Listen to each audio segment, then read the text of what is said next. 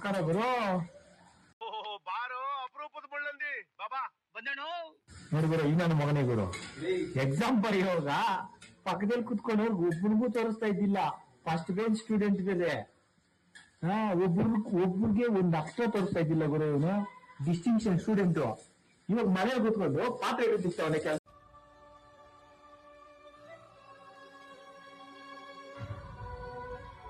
ಸಿಕ್ಕಿಲ್ಲ ಅಂದ್ಬಿಟ್ಟು ಅದೆಷ್ಟು ಜನ ಶಾಪ ತೆಗಿರಲ್ಲ ನನ್ನ ಮಗನಿಗೆ.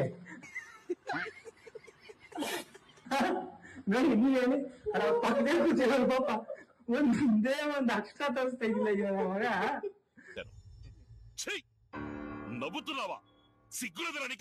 ಪಾಪ ಅವ್ರು ಎಷ್ಟು ಬೈಕೊಂತ ಇದ್ರು. ನಾವು ನೋಡು ಏನೋ ಲಾಸ್ಟ್ ಬೆಂಚು ಅಪ್ಪ ದೊಡ್ಡ ಓದ್ಬಿಟ್ಟು ಕೆಲ್ಸಕ್ಕೆ ಹೋಗ್ತಾ ಇದ್ದೀವಿ. ಇನ್ನ ಮಗ ಡಿಸ್ಟಿಂಕ್ಷನ್ ಸ್ಟೂಡೆಂಟ್ ಗುರು.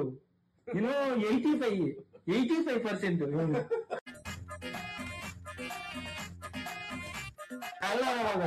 ಒಂದೇ ಒಬ್ಬರು ತೋರಿಸ್ತಾ ಇದ್ದಿಲ್ಲ ಗುರು. ಅಷ್ಟು ಕಳ್ಳ ಮಗ ನೀವು. ಎಷ್ಟು ಜನ ಶಾಪ ತಟ್ಟಿದ್ಬೇಕಾದ ಮಗನ ನಿನಗೆ. ಇವಾಗ ನೋಡ್ರೆ ಮನೆಯಲ್ಲಿ ಕೂತ್ಕೊಂಡು ಪಾತ್ರೆಗಳು ತಿಕ್ಕೊಂಡು ಅಡಿಗೆ ಮಾಡ್ಕೊಂಡಿದೀಯಾ. ಸೂರ್ಯ ಅವರೇ, ಇದಕ್ಕೆ ಏನು ಉತ್ತರ ಕೊಡ್ತೀಯಪ್ಪ? ಮಿಸ್ಟರ್ ಸೂರ್ಯ, ಏನು ಉತ್ತರ ಕೊಡ್ತೀಯ ಇದಕ್ಕೆ? ಹೇಳು ಒಂಚೂರು. ನೋಡಿ ಹೆಂಗೆ ಕತೆ. ಅದಕ್ಕೆ ಗುರು ಹೇಳೋದು, ಪಕ್ಕದಲ್ಲಿ ಯಾರನ್ನ ಇದ್ರೆ ತೋರಿಸ್ಬೇಕು ಅಂದ್ಬಿಟ್ಟು. ನಿಮ್ದ್ರಲ್ಲಿ ಯಾರನ್ನ ಇದ್ರೆ ನೋಡಿ ಗುರು, ಈ ತರ ಯಾರನ್ನ ಇರ್ತಾರಲ್ಲ ಟ್ಯಾಗ್ ಮಾಡಿ ನನ್ನ ಮಕ್ಳನ್ನ.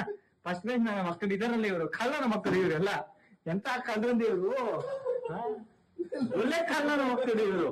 ಹುಡುಗರು ಕೂಡ ನಮ್ ದೇಶ ರೀ, ನಾವು ಕೊಟ್ಟಿರೋ ದೇಶ ಇದು.